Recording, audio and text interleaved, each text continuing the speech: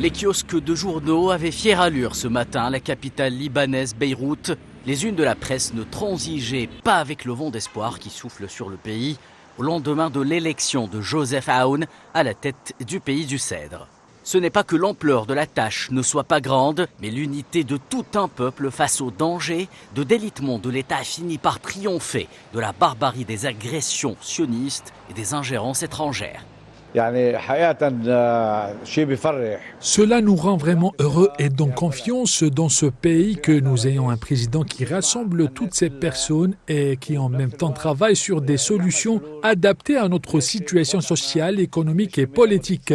Bien sûr, pour nous, la question du sud du Liban est fondamentale et il s'est engagé hier dans son discours à reconstruire et à ouvrir la voie au retrait israélien.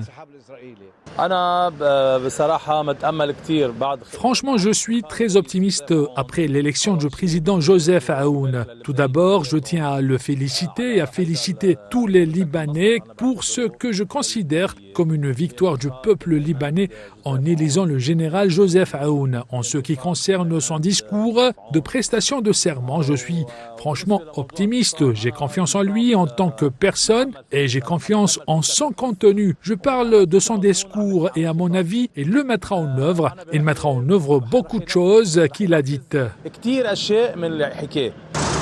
Le Liban, pays pivot de la région du Moyen-Orient, faisait en effet face à de nombreux défis sur le plan géopolitique et économique, alors que le Parlement tentait d'élire un successeur à Michel Aoun depuis 2 ans.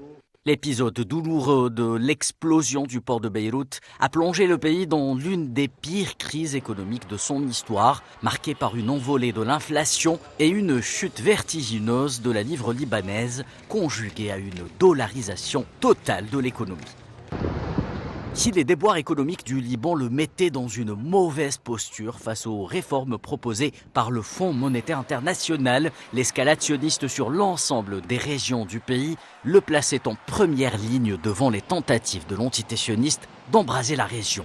Après le cessez-le-feu arraché par un peuple soudé autour de la résistance nationale face à l'ennemi sioniste, l'élection de Joseph Aoun marque une nouvelle étape dans le processus de renaissance du Liban. En attendant la formation d'un nouveau gouvernement, les Libanais demandent au nouveau président de prendre en compte les demandes du peuple qui aura tenu bon durant des années face à une crise multidimensionnelle qui au final n'aura fait que renforcer sa résilience légendaire face aux ennemis de l'extérieur.